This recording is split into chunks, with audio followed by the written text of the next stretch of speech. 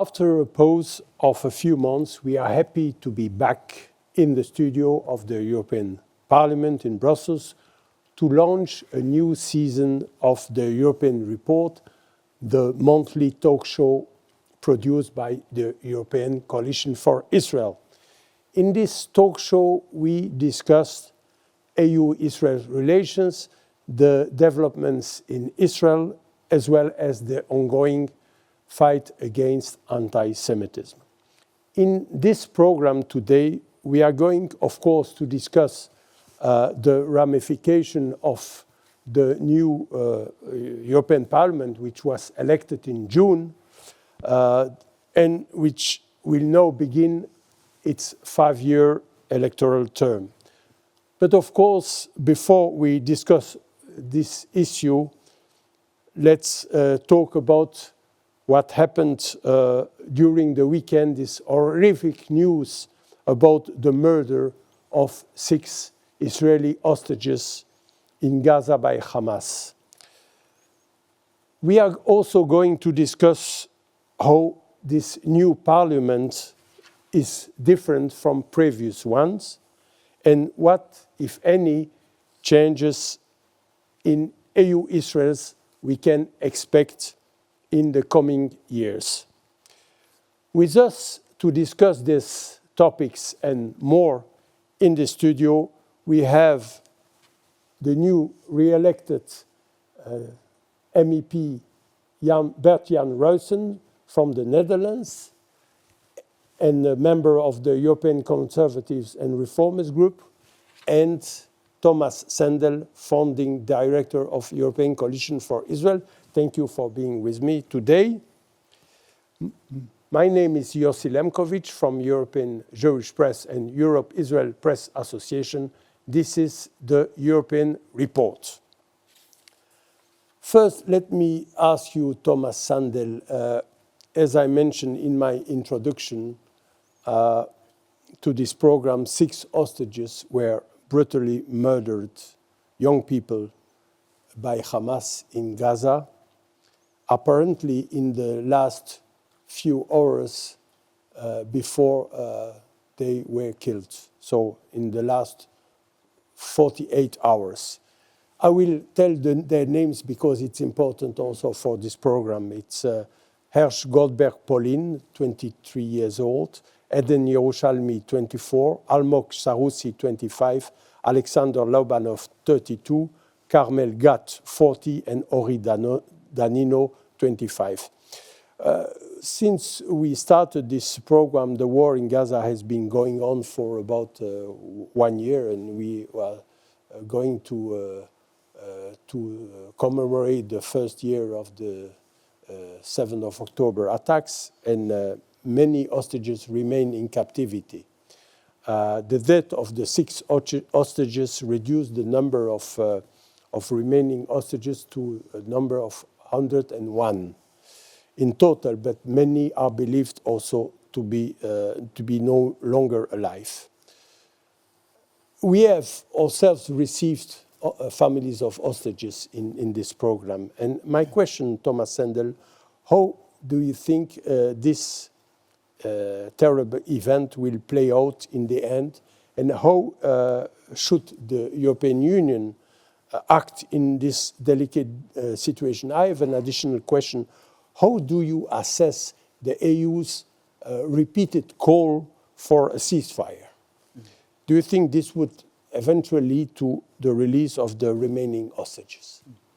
Thank you, Yossi, and thank you for reading out the names. I think it's so important when we speak about the 102, and whereas 50 are expected to be alive, that we remember that behind each number there is a name and there is a tragedy. It goes well beyond them, reaching their families and a whole nation and all of us who identify with the suffering of the Jewish people. And as you rightly said, when we met with family members of hostages here in December, I expected, foolishly perhaps, that this would be a matter of weeks, months before this will be settled. But here we are 11 months later, and the situation is even worse than ever. To answer your question, I am very concerned that what we tend to hear from the international community after the brutal murder of these 6 innocent young Israelis is not a condemnation of Hamas to say enough is enough, this will have to come to an end. We actually see concessions. Concessions in the form of, and I'm quoting what is happening in London currently, to say, well, we will limit our export of arms to Israel. Concessions in terms of people asking for recognition of Palestinian state. I have recalled before, and I do it again, just days after this brutal terrorist attack, French President Macron said something very interesting. He said, let's build a global coalition to fight Hamas in the same way as we fought ISIS. I would renew this call today here in this program to the leaders of the European Union and beyond. It's time to renew our efforts to fight this evil in our time and be just as determined as we were with ISIS, as we were with the Nazi regime. We need to be in seeing the dismantling of the military capacity of Hamas once and for all. We cannot speak of ceasefire. There was no calls for ceasefire when we were fighting ISIS.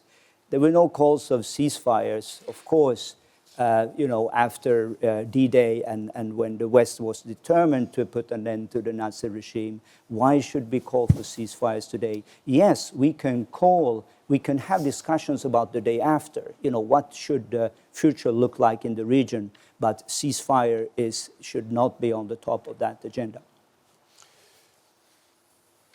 MEP Ruissen, first of all, we would like to congratulate you for your re-election, and we welcome you back to Brussels.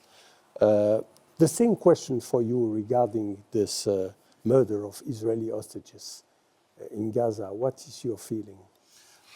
Let me say, first of all, our thoughts are with the families of the hostages, which are brutally killed, but also with the families of the hostages which are still kept in Gaza. The situation is so hard, so difficult.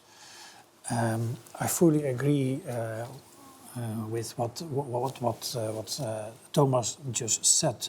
What you see is that the international community is criticizing Israel. And what we need indeed is a broad international coalition who is willing to say we have to stop Hamas. It is clear that Hamas is not, let's say, a normal army. Hamas is a terror organization. And I fully understand that Israel said, well, we have to control Gaza.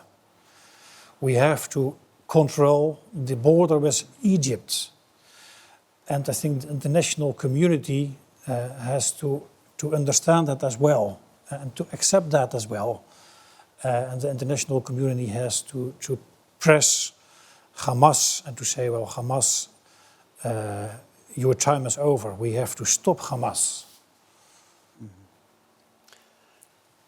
Let me go back now to the European Parliament. Perhaps you can share with our viewers what were some of the concerns that you met during the campaign as you ran for re-election. What did the voters tell you? Yeah, a period of campaigning is always a really interesting time to speak with people. And we are not only speaking with people during the campaign, we are speaking and listening to the people during our whole mandate. But coming back to your questions, what kind of concerns do you hear? Well, indeed, it is clear people are concerned. People have concerns. I think more than, let's say, 30 years ago. Mm-hmm. I heard concerns about the geopolitical instability, concerns about the war in Ukraine. What consequences that war can have on Europe, but also concerns about the direction the EU is moving in the direction of more and more power for the EU, more and more power for Brussels. And what I heard is people have concerns about it. But I heard also a lot of concerns about the rising anti-Semitism all over Europe. During the campaign, I spoke with students, Jewish students, and it was really shocking to hear what the situation is at our universities. Yes. Jewish students don't feel themselves, let's say, comfortable. They feel them, let's say, unsafe. And some students said to me, well, we even don't dare to go anymore to the university because it is not safe anymore for us. And because of the, let's say, the atmosphere in universities is so anti-Israel and is becoming more and more anti-Semitic. That's a really big point of concern. Just we really have to work, also in the European Parliament, that was one of the main messages, to work on how can we stop the anti-Semitism in Europe. I would add that European Jewish leaders earlier this year, they have called on European political leaders to act and no more talk about this fighting anti-Semitism. They even spoke about a rise of Aliyah, the immigration to Israel, as a consequence of the rise of anti-Semitism. Yes. So you think that it's still time to be worried about this phenomenon for European Jews because they are worried. For example, we see a lot of demonstrations at our stations and on our streets. There's a lot of, let's say, anti-Semitic content. So it's in my opinion, it's up to the government to make clear, well, it's not, yes, we have the right of demonstration, but it's not acceptable to cross red lines. And when you cross a red line, when you are talking about Jews as animals, for example, or when you are supporting Hamas and when you are supporting terrorist organizations, that is unacceptable. We have to forbid that in Europe. Thank you. Tomas, Sandell, you were campaigning in your own way before the EU elections. You provided the electorate with a unique and the first Israel vote ranking. Can you tell the viewers what were some of the results in this vote ranking and how this has been received by the general public?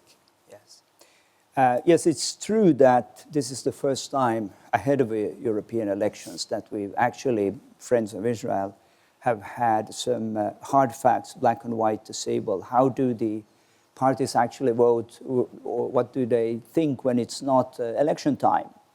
And I can only congratulate Bert-Jan Ruissen that his party group came on top in this ranking. And this was, of course, something that was quite striking, that at the moment we have the most support for Israel among the, what is referred to as the far right, with a gradual scale going to the left, meaning that among the hard left there is a real problem with anti-Semitism today. And what I would like to say, because until now we have not tried to analyze, what does this mean? It doesn't mean as an organization, obviously we want to engage with everyone, and we are doing that. And there is anti-Semitism also on the far right. That's clear. But I think at the moment, and as Bert-Jan mentioned, there is this rise among college campuses, meaning that the elite of society suddenly is becoming more anti-Israel, anti-Semitic than the general person on the street. And I think here we need to call it out that what we see developing is like a grand theory where the Jews are becoming the problem. I would call it neo-Marxist grand theory of colonial settlement colonialism, where you basically make the case to say that the Jews have no business being in Israel. And in the same way as you know, we from the West, we colonized the United States, Australia, and Canada, this happened in Israel, and it needs to stop. And because, according to this perception, nothing can be done to reverse the situation in the United States. There's no talk of saying that we need to decolonize the United States. But for Israel, this could still happen, they believe. And I think it's important to point out that it builds on a false narrative. The Jewish people did not colonize anything. The Jewish people came back to their land, a land that has a connection with the people spanning 3,000 years. They didn't come like the Belgians in Congo to take the raw material and bring all the riches back to Belgium. They came to rebuild the land, to the blessing, I should say, also of the Palestinian Arabs. And that's why we, as an organization, is speaking so much about San Remo, because in 1920 in San Remo, it was clearly defined under international law that the Jewish people are the indigenous people of Israel, and that there is this connection, and there is a legal case, or there is legal justification under international law for the Jewish people to come back to the land, to rebuild it, and to live together in peace with their Arab neighbors. MEP Ruissen, we are now only in the first weeks of this new parliament term, but I would like to know what is your impression of this new parliament, and do you think that this new parliament will be more friendly towards Israel than the previous one? And also, will we find more understanding for Israel? And do you believe that Israel has many supporters in Europe? Yes, I expect indeed that the new European Parliament will be, let's say, more Israel-friendly than the previous Parliament. Because what we saw is that the political parties, with a very one-sided critical approach towards Israel, lost many seats. The left parties lost many seats. So in the new composition, the position of the EPP, it's the largest party in the European Parliament, the position of the EPP is crucial. And when the EPP is willing to build, let's say, coalitions with the ECR, with the right-wing parties, then I see a big opportunity to create a very positive pro-Israel coalition in the parliament. But when the EPP continues, well, let's say, to work with the left parties, and when the EPP is continuing, well, to try to find coalitions with the left, then it will be really hard to change as a policy. But when you see the composition of the European Parliament as a whole, you can indeed expect that the new Parliament as a whole will be more Israel-friendly compared to the previous one. Thank you. Tomas, Sandell, one of the big questions before the EU elections was who will get the top jobs in the European Union, the President of the Commission, President of Parliament, President of the Council, and High Representative for Foreign Affairs and Security Policy. Can you share with the viewers the results, what was finally decided, and what we can expect from them? Yes, you mentioned the positions. Ursula von der Leyen reaffirmed as President of the European Commission, still on the condition of the European Parliament accepting this. The same for Roberta Metsola, both from the European People's Party. And then Antonio Costa, former Portuguese Prime Minister, becoming the President of the European Council. And most importantly in this discussion, perhaps, that Kaja Kallas from Estonia is not only nominated but confirmed as the new High Representative for Foreign Affairs and Security Policy. She will be only in November. In November, yes. And I think this is as good as a composition that we could expect. And this, clear gender balance, north-south, left and right. And I think we can be quite happy. By the way, MEP Ruissen, your group, ECR, was not given any of these top jobs. What is your comment on this? Well, very brief. In my opinion, that's not very fair. But that's how it works in politics quite often.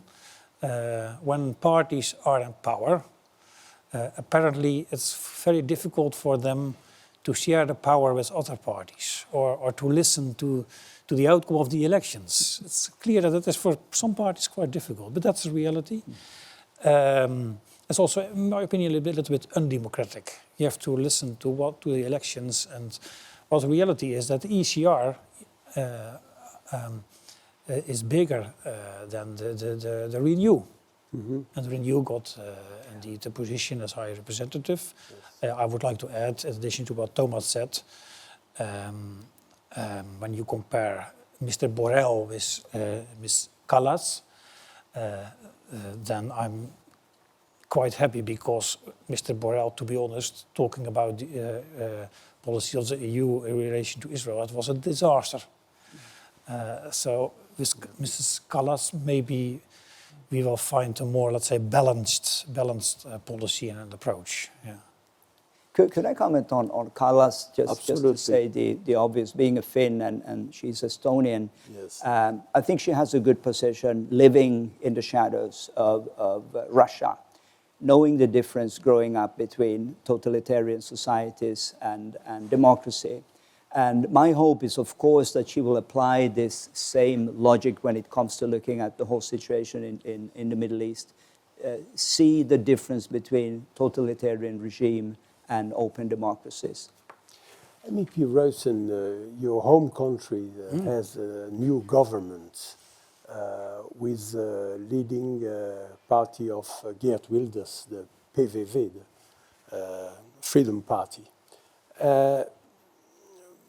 Mr. Wilders is known as a controversial personality in Europe, but also as very, very pro-Israel. So what is your impression on this, and what impact could this have in the European Union?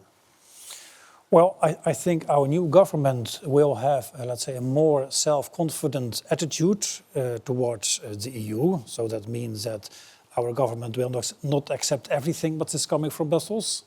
And they will, I think, pay more attention to the Dutch interests. Our new government is, let's say, quite Eurosceptical. Mm-hmm.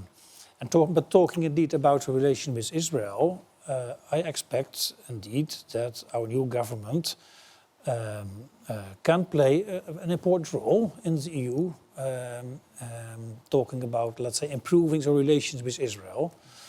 So I really hope that our new government will raise their voice actively in Europe. That can be, I think, helpful to find a more balanced approach in Brussels. That was all for this edition of the European Report. Needless to say that we are excited to be back in this studio in Brussels and cover the developments for yet another electoral term in this European Parliament. I would like to say a big thank to you, MEP Ruissen, and the founding director of European Coalition for Israel, Tomas Sandell, for joining this program. To our readers, I would like to say that if you like our program, please feel free to share the YouTube link with your friends and colleagues. My name is Yossi Lempkowicz, and you have just watched the European Report. See you again next month.